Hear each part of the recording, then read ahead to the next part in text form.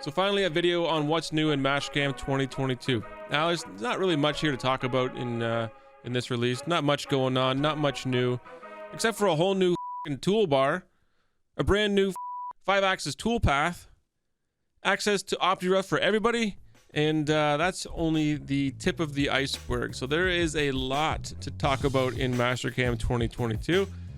We've titled this video "The Good, the Bad, and the Ugly." So we're going to try and talk about all the good, and if there is even anything bad or ugly to even bring up. I really don't think there is, but hey, it was a kind of a cool title for a video. And I guess since I brought it up, I got to do the theme song a little bit, right? I can't use copyright music in videos, so we got to make up our own. So we'll do my best.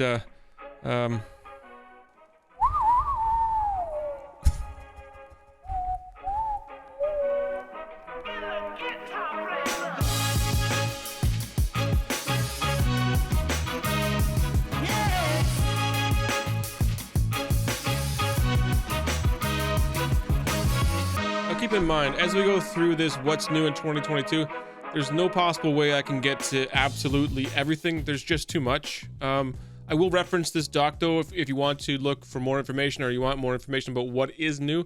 Head over to what'snew.mastercam.com and you can get access to this document up on screen. So what I want to do in this video today is cover some of the big things, the big obvious things, you know, the release highlights, so to speak. And then also head into the interface and look at, you know, what obviously sticks out there, and then go through some of the things that I think are cool, some things that stand out to me, some of the things that I liked best or most about 2022. So with that, I'm on the main page here, release highlights, and you can see right on this first page, these are the big ticket items. These are the big things that are the I guess you call them the biggest deal. If we want to say that this is the newest, greatest, and latest thing that they did, here they are. So top left-hand corner, Demo Home Learning Edition. So we've had this HLE for years now. We've always had it. Why is it different now? What's better about it? Differences this time around is the HLE is the same install as Mastercam.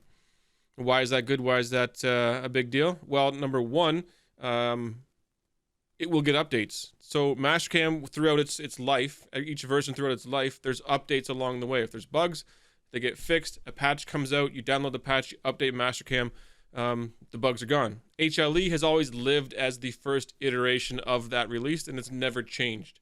So if there was a bug, it never got fixed. For HLE going forward, it will now get updates. What else is new for HLE?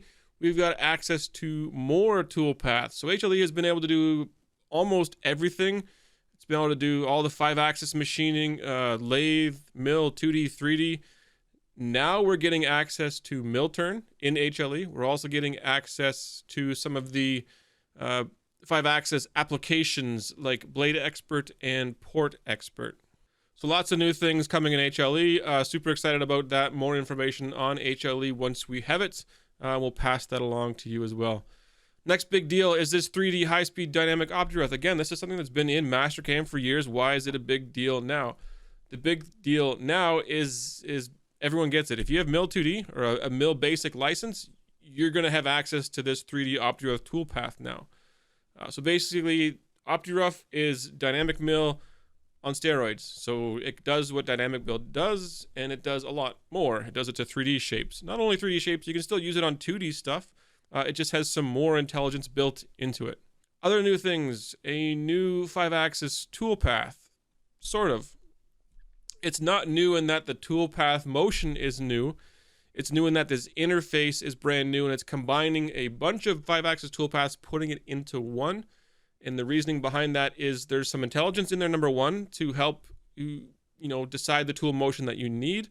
It also makes it much easier to switch between different toolpaths. So previously, if you built out a 5-axis toolpath and you got into it and decided, hey, this path's not working for me, I got to switch my toolpaths, you had to start at square one again and start building from the bottom up. With this unified toolpath, you can switch midway through.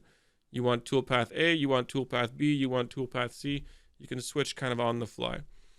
So this multi-axis unified toolpath is a big deal. It's a fantastic interface, and I think it's going to make a lot of multi-axis programmers pretty happy. Another big one I kind of alluded to in the intro video there is the mesh functions and support. So that's that brand new toolbar. A lot of buttons there to talk about, all having to do with STL, editing, manipulation, and use and interacting with them. So the more we get into 3D printing, that's an application for STL modifications, but also reverse engineering is another application for dealing with STLs and files like that. So now you've got tools inside of Mastercam to start dealing with these files.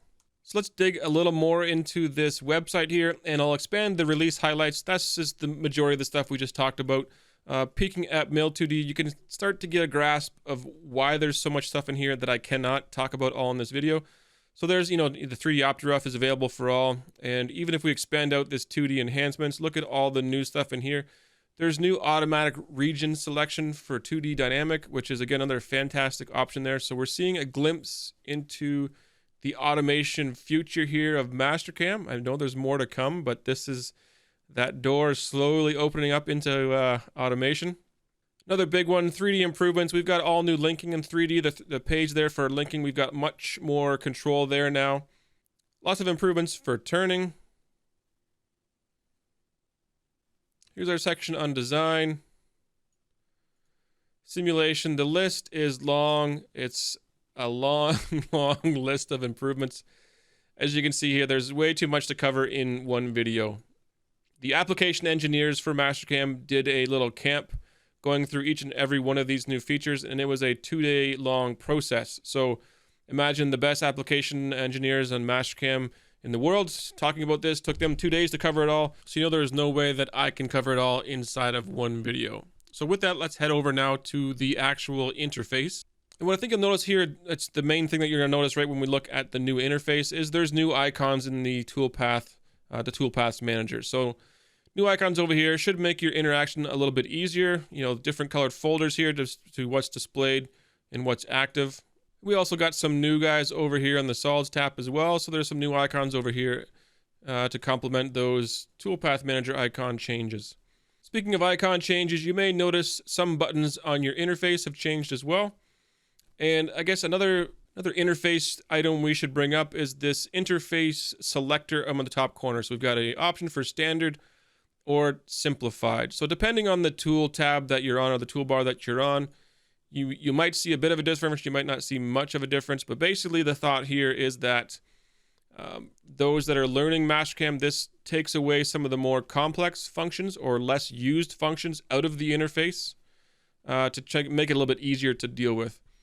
Now, hopefully, I have some ideas for this. I hope that they allow you to do your own saved states. I think that would be a very handy tool because, person A's workflow is not the same as person B's workflow, and what one person think is simplified versus standard is not the same. So I would hope to see that there's an ability here to save your own states into this toolbar. I think that would be kind of cool to be able to switch modes here, I guess you could say, and change your interface depending on what you're working on, or hey, what your mood is, I guess. Another big change is, let me go into a basic toolpath here, something that's not going to take too long to change if I edit it. When I go into an operation right now, typical workflow in Mastercam is if we come in, we make a change. Let me say I change this depth here to minus 0.1. Hit OK. The toolpath goes dirty. Obviously, lots of stuff is linked to this toolpath, so they've all gone dirty as well. But this toolpath here, I have to come in and click on regenerate. This has been the workflow in Mastercam for years. Everyone's used to doing it. Muscle memory by now, I'm sure, for most. But going forward in 2020, you've got a new option here, and this is my favorite. This is my favorite thing for 2022 is this little checkbox. Check this box here. Any change you make, once you exit out of the parameters menu, operation rebuilds on its own. No more clicking. So there you go. You've saved, 1 or 2 clicks there just by leaving this guy checkboxed all the time. So Generate Toolpath checked is my new favorite setting for 2022.